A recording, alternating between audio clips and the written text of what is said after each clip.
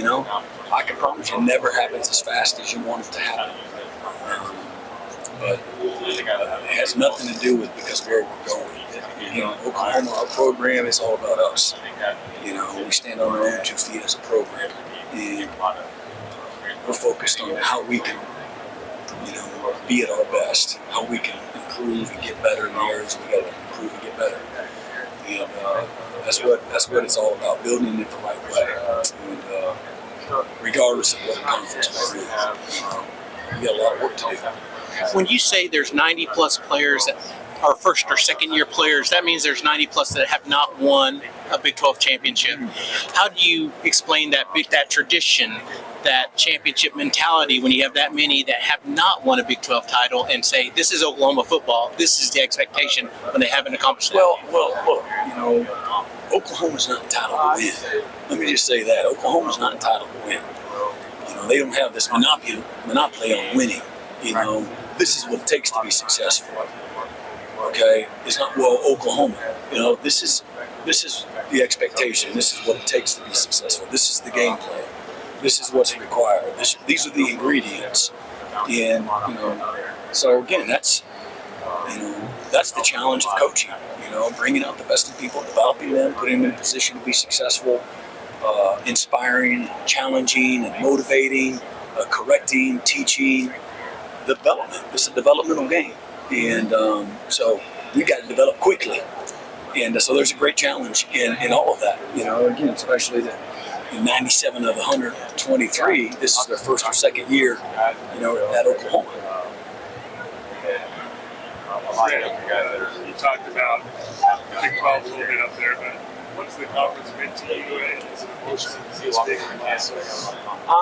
big? Again, like I said, as a football coach, you know, every opportunity I've had has come through this conference. You know, both as a player at Kansas State and the great coaches that I had there, Coach Snyder, Bob Stoops, Jim Levitt, so many others.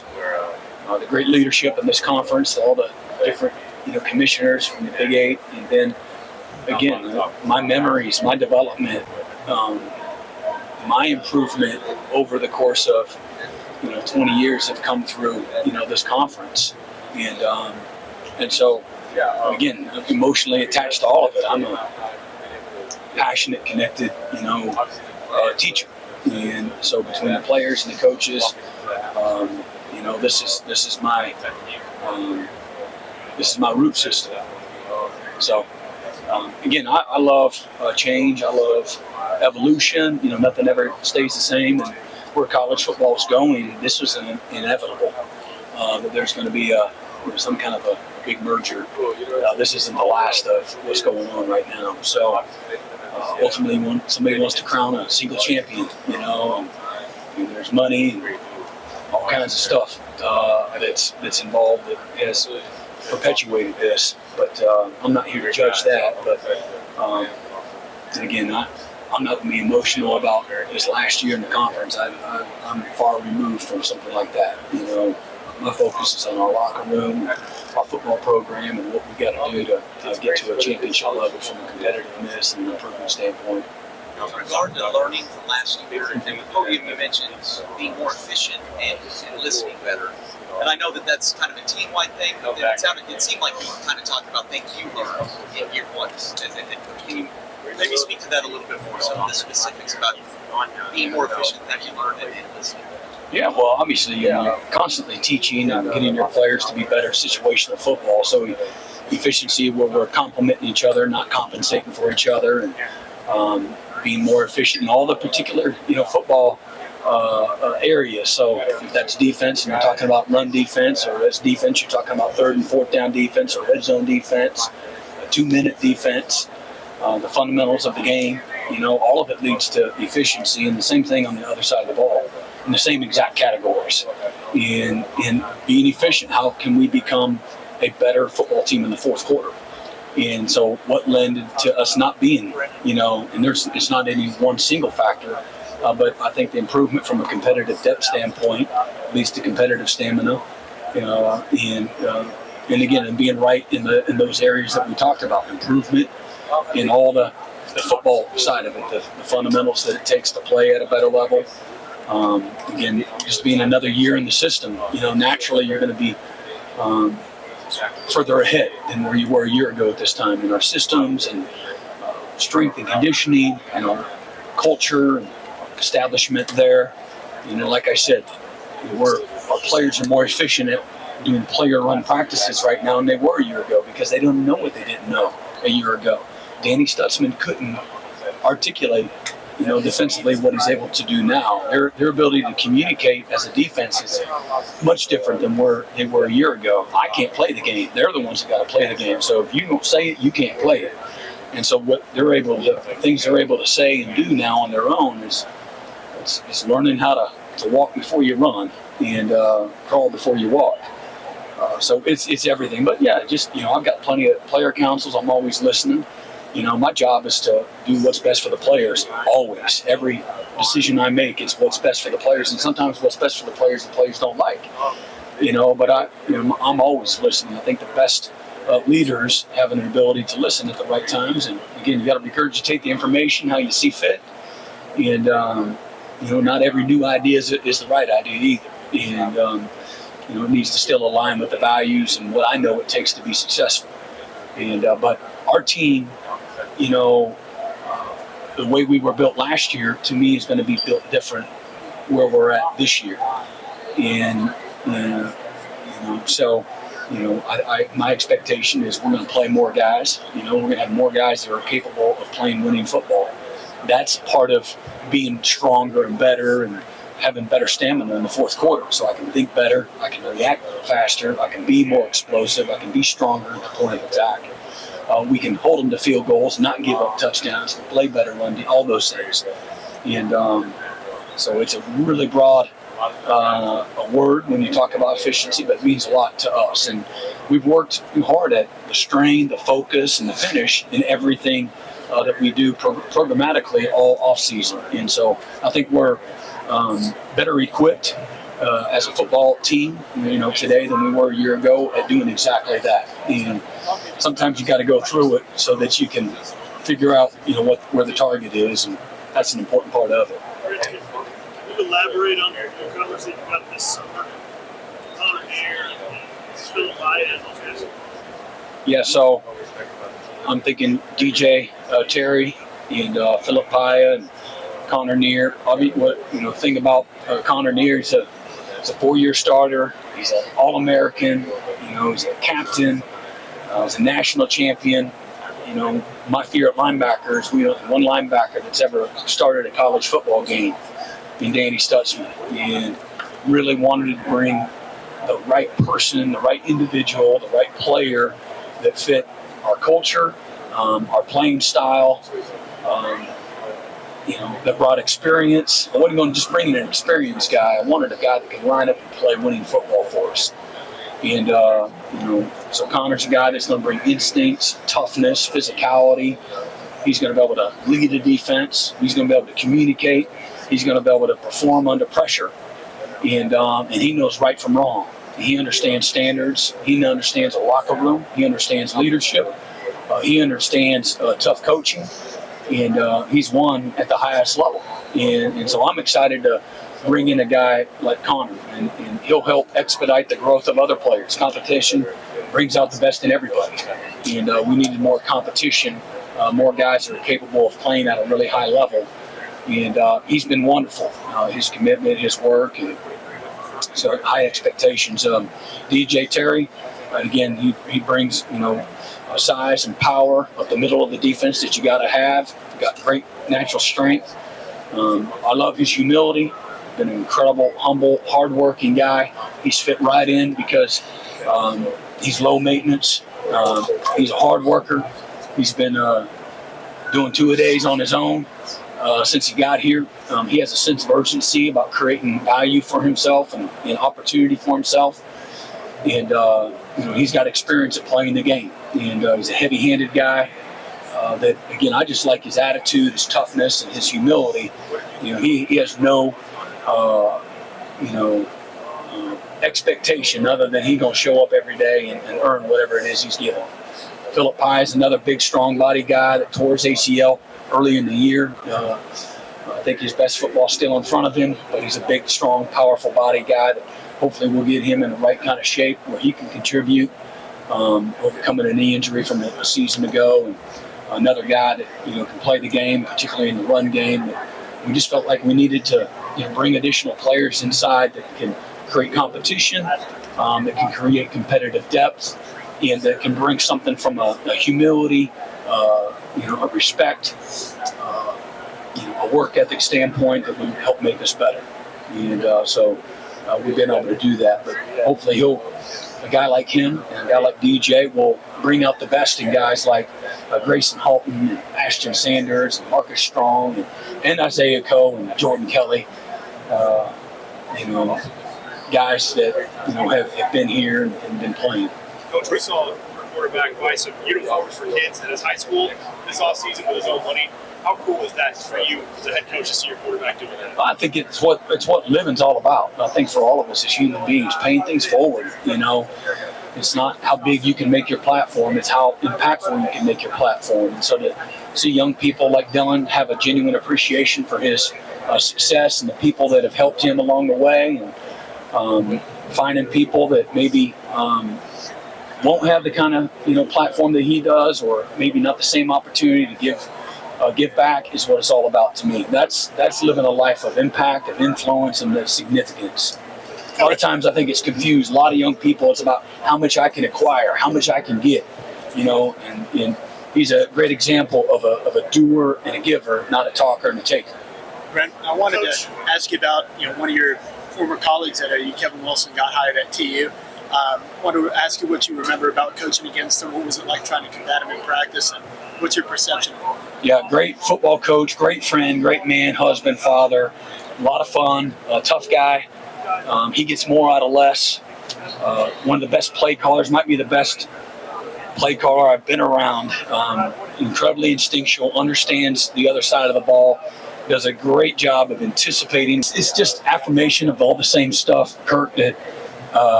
what I heard at staff meetings and through lots of conversation with them as human beings.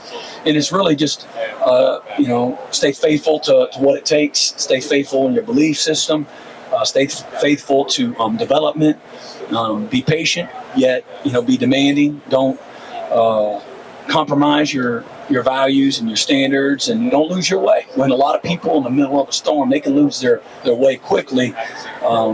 Stay strong, keep striking. What have you seen out of Jackson Arnold here 6 months into May?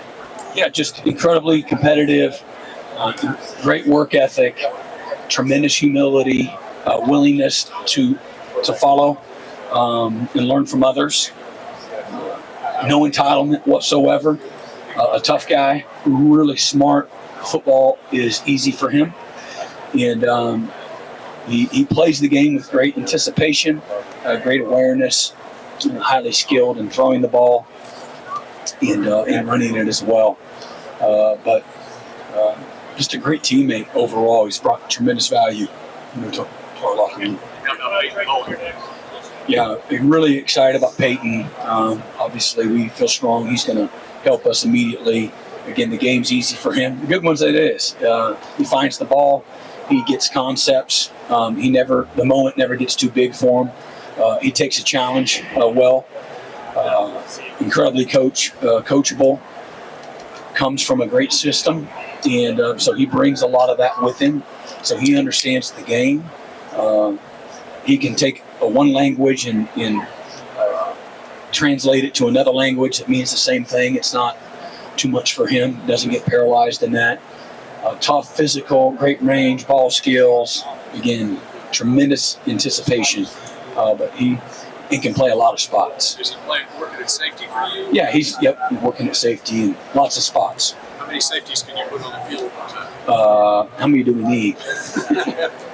He's just a football player, and we got to find a role for him and give him what he can handle, and so he can be a great player. And again, I think the good thing about where we're at right now is we have more competitive depth everywhere. We're in a much different position right now than where we were a year ago. Peyton is one of those new guys, one of those 63 players that we brought in that have made us better and have brought the best out in the guys around him. They're already better. A guy like a Justin Harrington, a guy like a Deshaun McCullough, when you're sharing those reps, or again, Justin's working at safety in Cheetah, and Peyton's working all over the place, and Deshaun's working at a couple of different spots. But when they get those reps, man, they got a game rep mentality. And that's what competitive depth will do for you. And when you have a game rep mentality, you have a different focus, you have a different intensity, you have a different passion, you got different detail, you got different precision. You're making those reps count. And everybody gets better as a result. Brent, number 7, Canning, he really flashed in the Nebraska game early in the season. And he didn't get very many reps on defense as a freshman coming in. How difficult it is in your system to get those reps? It's not our system. He just, guy hardly ever played defense. He was a high school quarterback, They'd put him in there and they'd bring him off the edge, and that was it, So he had to learn how to get in a stance. We've had him at Cheetah last year, and we're just trying to spread guys out. And, some guys can't play Cheetah. So instead of backing everybody up at one position, let's spread him out. He's a guy that's a 10-400 meter guy. Let's put the fast guy out there in space, and let's see how they can help us. We had no depth a year ago, none, zero, and so you learn from it all. Probably should have played some of our younger guys more. Even if they were making quote-unquote mistakes, at least it gives those other guys a chance to play maybe a little better in the fourth quarter when they had to go back in. But that's some of the give and take that you go through when you're building a roster and starting over in many ways. And but we're playing him at linebacker, right now, and he's looked good. I recruited him for a year while I was at Clemson, and I feel strongly about where he's at. And to me, wherever he is this year, a year from now, he's going to be in even a more enhanced role. The worst thing we can do right now is putting too much on a guy's plate. Give them what they can handle, and then play ball from there. And sometimes it has to do with what other guys can and can't do around him. If I think that we're a little better at rushing the passer right now than maybe what we were a year ago. I feel confident that we are. And so, how can we best utilize all of them together? What's the best combination of all of them? But he had a great offseason a year ago, while he was a true freshman. And some people say, he's coming from Indiana. He must not be any good. Well, then you obviously haven't done your research. You have no idea, that what his recruitment was all about. Could have gone anywhere in the country, had offers from everybody, was committed to Ohio State. His dad got hired as the running back coach at Indiana from the Chiefs, and so he committed there. He's going to play with his dad. His brother was going to be a grad transfer as well, and then his dad got a job at Notre Dame, and things had changed, and so he put himself in the portal. But that just tells me somebody with a mic in front of him doesn't know really what they're talking about. But Deshaun's got a tremendous skill set. He's got great lane instincts, toughness. A year ago, he was at Indiana. He had a shoulder surgery, so he missed a lot of the development that happens for true freshmen. He's a long, skinny safety out of high school that needed time in the weight room, and he didn't get that a year ago, and he was able to get that since January. And he's made tremendous improvement in the weight room, and his size and his strength and his power. And I love where he's at. Got a great mindset, on the catapult system. Man, he's always one of the top guys from a game rep output and his speed and his explosiveness. He's wide open. He strains. He values what it means to strain, and he's shown competitive toughness and again humility too. I love his humility. He's a great teammate so far. He's willing to learn from other people. He's made us better, at linebacker. Brent, just a couple of injury things. Is Javonte doing well after his foot, and then Jacob Sexton, how's he doing? So both of them are doing some running and some cutting and all that kind of stuff. So no setbacks. We're hoping that they'll return to full speed here soon. How important is the next month or so going to be for your offensive line as far as getting healthy and filling in those starters you guys lost? Yeah, I mean, it's been important since January, to be honest with you. The next month is important. We keep everybody healthy. I think, again, other than Jacob Sexton, everybody else is right where they need to be. Walter Rouse has been full go since the end of spring. And I'm trying to think if there's, you got your normal bumps and bruises. But I'm really excited about, there's only 2 starters coming back in McCade and Andrew Rame, and 2 great ones there, great leaders, tremendous football players for us. And but man, this opportunity's created. Losing a couple of guys early to the draft, and Wanye and our other tackle, Anton Harrison, have given these guys a great opportunity. In Tyler Guyton and Caden Green, Jake Taylor, and certainly Walter Rouse to compete at tackle. And I feel really, really good. Troy Everett has been another one, along with, I mentioned Caden Green and Joshua Bates and Nate Anderson. Really good, strong group of guys, along with Caleb Schaefer, another transfer.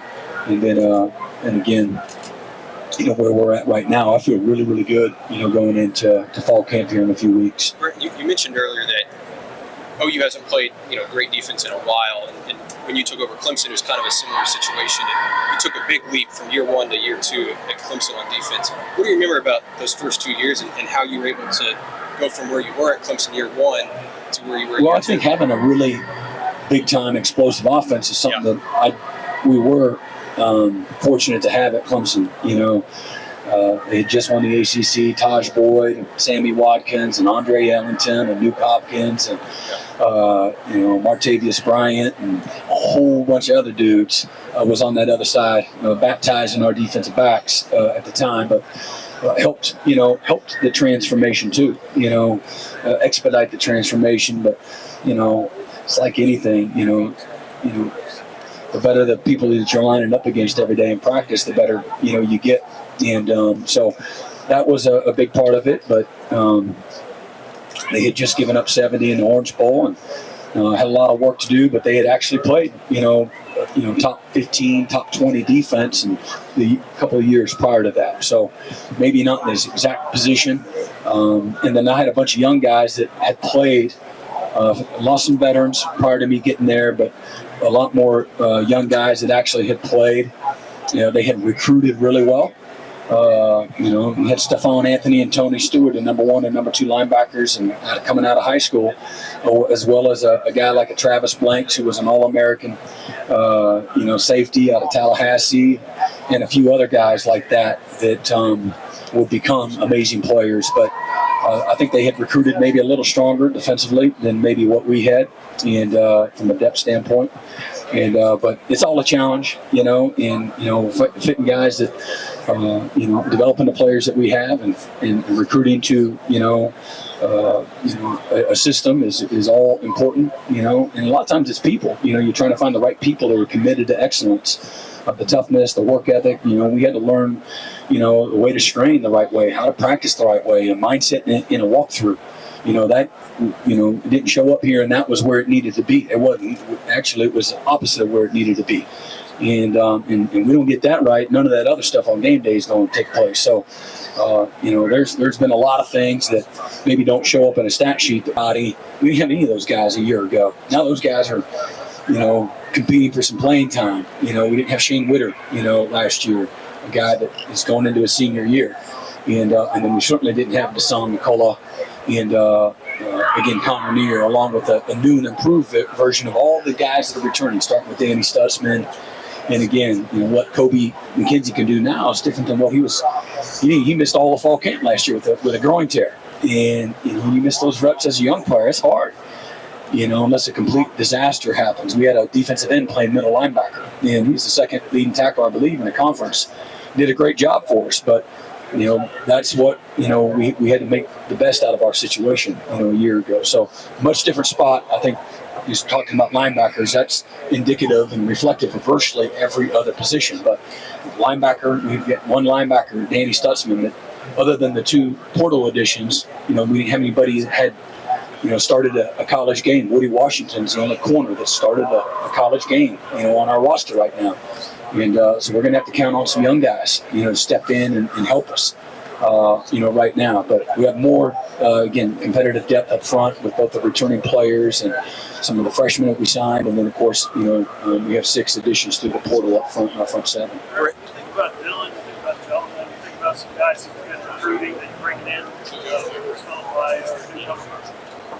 Is there an emphasis, something in practice to you about Hawaiian culture, Polynesian culture, Tongan culture? I talked to Kalani Sitake about it yesterday. He called his language perspective. What about you? And do you listen to 40 guys in Utah? I think it goes without that. Not everybody's the same, but I think there is, potential for guys that understand what culture is, what family is, what connection is, what relationships are. And again, my job is to recruit the best players I can, but I also want a value system that's shared. Guys that are about the right stuff. My job is to surround myself with not yes men in any way, shape, or form, but also, but I do have a responsibility. So we're not trying to get a square peg through a round circle. We do a great job of complementing each other. So hopefully we work through that in the out of season, and that'll be something that we've got a great handle on, throughout the course of the year. Brent, wanted to ask you about your wide receiver group. Obviously, you got Drake, you got Jaleel, but there's some other guys, maybe vying for some spots, some younger guys. How have you seen that group shake out in the last few months? Again, Gavin Freeman's a guy that I love everything that he's about. He's a football player, just makes plays. He's always wide open, and he's going to help this football team. He might have had as good a spring as anybody on offense this spring. Andrew Anthony is a guy that in transfer portal, he's got length and he's got speed. Nick Anderson's a guy that we're really counting on. He's got size, length, great catch radius. Was just snake bit last year from an injury standpoint, but he's really looked great in the off season.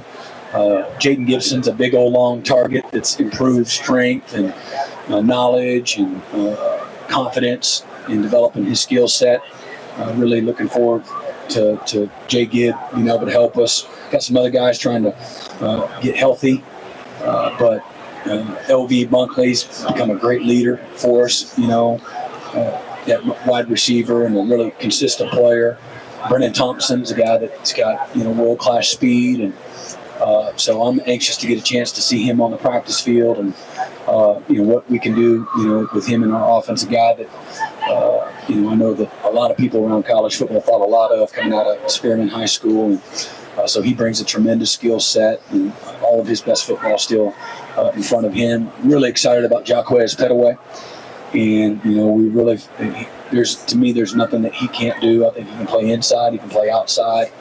A tremendous, explosive athlete that also has tremendous football instincts and football awareness that's going to help transition him quickly. And but he's an over-deliverer. He's a guy that just loves to practice, loves to compete, loves to play, and he'll help us. Is my expectation, this year. That we had, a Polynesian flavor of both teammates and players that we recruited. Brent, what is it about Jonah that maybe he's grown? I think he's put on some weight, but also just as a leader and his opportunity to come to I think Jonah, is an example of what a lot of our guys up front, how they've transitioned. Look at Grayson Halton, that was 250, a year ago. That's 293 now. Or, Jonah, he's just south of 300 pounds. And, a year ago, he's 265, 267. And we moved him inside where he can play faster. The game's actually easier in there. It's tough and physical, and things happen faster inside as opposed to outside. But again, there's been a transformation. Him going to that group, I think, has made that group better. Again, through competition, through leadership, through his value system, through his toughness. He's a great teammate, and so lots of ways he's helped make that inside position better, more accountable. Coach, it looks like Texas Oklahoma will be playing at the Cotton Bowl in the foreseeable future. What does that play at the Cotton Bowl mean to the university and the fans of Oklahoma? Yeah, it's a great venue. A great stage, a lot of history and tradition. a lot of pageantry that goes on with playing, in that historic, place, and so. A lot of, again, pageantry as much as anything else, and an opportunity for their fans and our fans to come and experience, all of it, the fair, the game itself. It's going to be fun. Thanks, Coach. Yep. Justin Blackman was a guy you coached against several times against Oklahoma State. What was his legacy on, what was it like to prepare for him for several years and just the impact he had? Justin Blackman? Yes. Why are you asking me about him? Except for the Hall of Fame this year. Oh, good. No, just big, strong, athletic, tremendous catch radius, ultra competitive, just tough, was always open. And you had the game playing around him. And it's a very short list, believe it or not, that you really feel like you got a game playing around one guy. And he was a guy that commanded that type of attention and respect. We ask you a lot about the defense, and you obviously tailor a lot of your answers to the defense and where you guys can be better. Well, I've been talking about the offense. I've been saying that it's third down, it's fourth down, it's red zone, it's not turning the ball over. In the red, we had 3 of our 4 losses. We turned the ball over either on turnovers in scoring position or on downs. Yeah. And in one-score games, you can't do that. Or we scored touchdowns that we had to take off the board because of penalties in 3 of the 4 games. Yeah. Take off touchdowns off the scoreboard in because of penalties. So being more efficient, the improvement individually, every position on offense, the efficiency from everybody. But our 2-minute situation, how we can improve our 4-minute offense, what that looks like, complementing each other. There's efficiency, on both sides of the ball in that regard. You mentioned the complementing each